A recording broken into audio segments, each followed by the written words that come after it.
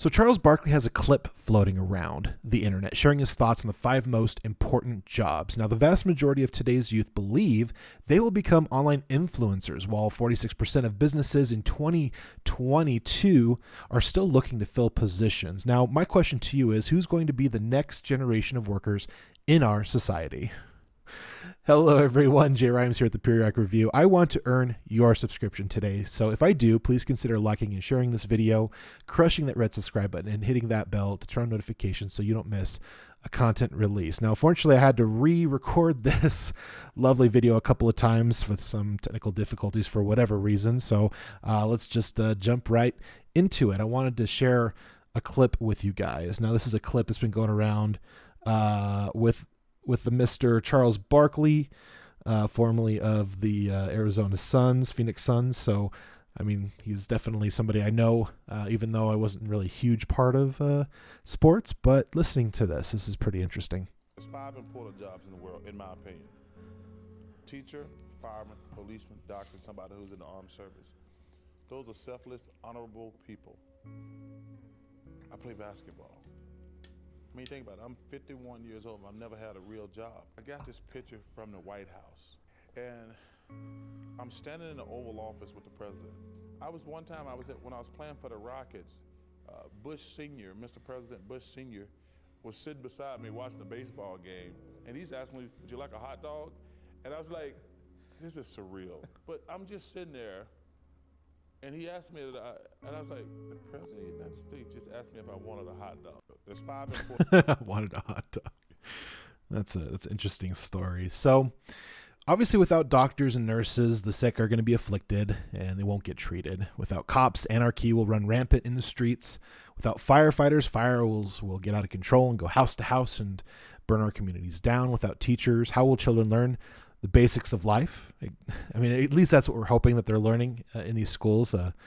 There's some things going on, and we could go in a lot more deeper conversation about that.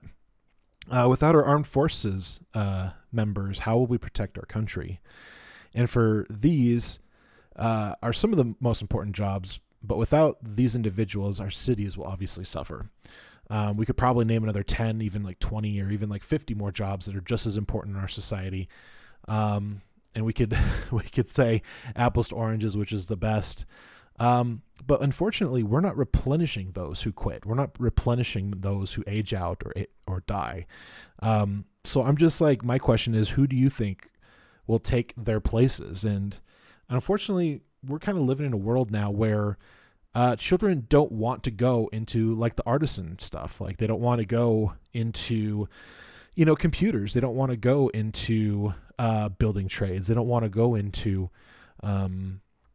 nursing school. Like a lot of these kids nowadays, like they think for whatever reason they're going to become millionaires, and they're just going to do it by playing video games and sitting at home with mom and dad. Now, obviously, hashtag not all. I'm sure there are plenty of children out there who are very hungry to do wonderful things in this world and want to kind of put their stamp on it.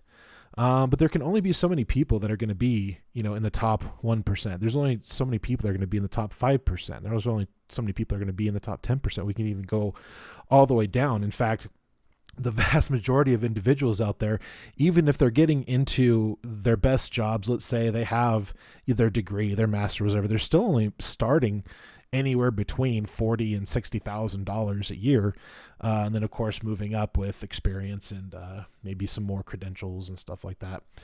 But I just don't know who's going to replace them. Like, we're at a point now where we're at an all-time low as far as like doctors and nurses are concerned. Like, they are completely busy. They are overworked and underpaid to the point where it's, a lot of these bigger cities, there are long wait times. I've even like myself, even going to an urgent care, which is supposed to be kind of like the express way of getting looked at by a doctor.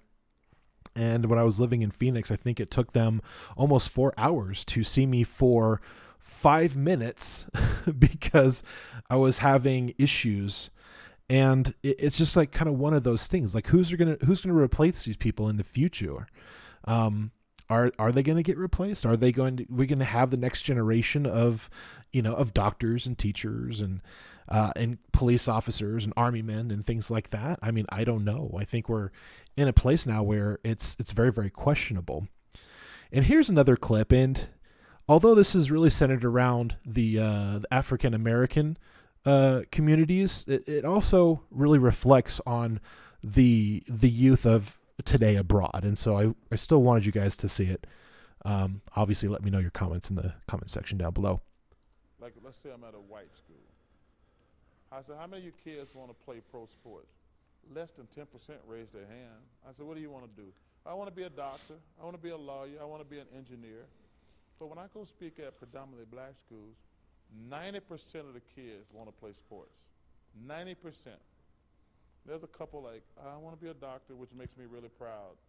But 90% of kids, when I speak at black schools, our kids are brainwashed to think they can only play sports and be entertainers. You got a better chance of being a doctor and a lawyer than playing in the NBA. I tell you, that's four. Yeah, statistically, that's true. What are the chances you're going to be one of the 400 best players in the world? Like I say, and I'm not trying to bash their dreams. I wish everybody could do it, but you have to also be realistic. And I think that's really interesting about youth today in general. Now, obviously, specifically talking about African Americans. But today, what's really interesting is that today's youth seem to be brainwashed as well, thinking that they can be influencers. Now, only 8.86% of all YouTube channels have 1,000 subscribers. A channel with 1 million subscribers is considered to have an average salary, and 1 in 3,600 channels have 1 million subscribers. So why do you think that 86% of today's youth want to become social media influencers? Honestly, I think because it looks fun.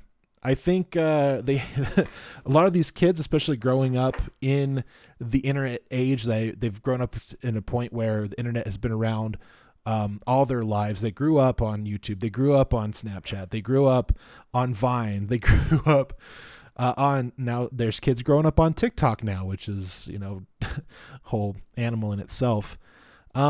But I think it does look fun. I think it does look interesting. But just like in any other profession, there's still your 1%ers. There's still your 5%ers. There's still, the top 10% of earners. And unfortunately, the vast majority, like I think it was 90% in one of the articles I was reading with the numbers, I think 90% of the channels out there have under 1,000 subscribers. And I think it's really interesting that people don't understand, how much time and effort it takes for these individuals to get where they're at. Now, obviously, there are exceptions to the rule. There are individuals who, they put up their first 10 videos and for whatever reason, they have millions of followers and millions of viewers.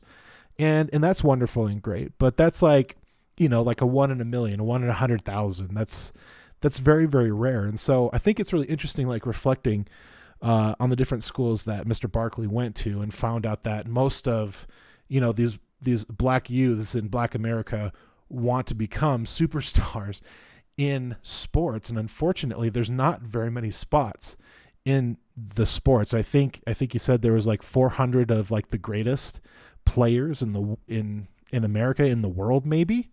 And if all of those individuals, let's say 90% of those students, are trying to go for those places, unfortunately, the vast majority of them are not going to get into those spaces. And so this is where we need to answer the question of, okay, who's going to take over, the doctor positions? Who's going to take over our engineers? Who's going to take over paving the roads? Who's going to take over building our homes? Unfortunately, we need more people in the trades. We need more people. And what's really interesting is that we're not pushing that hard enough in schools. And unfortunately, children aren't becoming workers, when they're 16 or 14. I think I had my first job when I was like 14 and a half or 15. I think I was handing out flu shot papers for patients to fill out, and I was like helping my mother at the medical clinic at that time.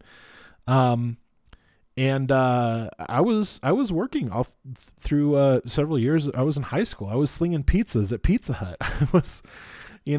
I was working in a cabinet factory building cabinets. Like, these children these days, they have it so good where they can actually live at mom and dad's house until they become of age, and they can get enough student loans and enough student help to hold them up and hold their hand through the end of high school into college.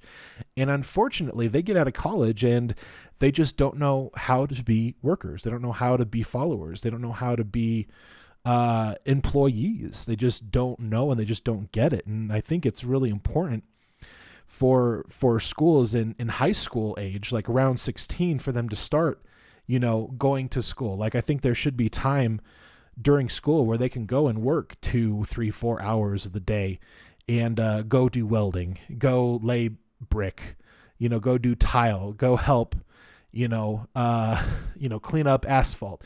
Like, these different things for people to start understanding, like, oh, I actually need to do something in this world to participate, to keep our society going, instead of thinking that they're all going to become influencers.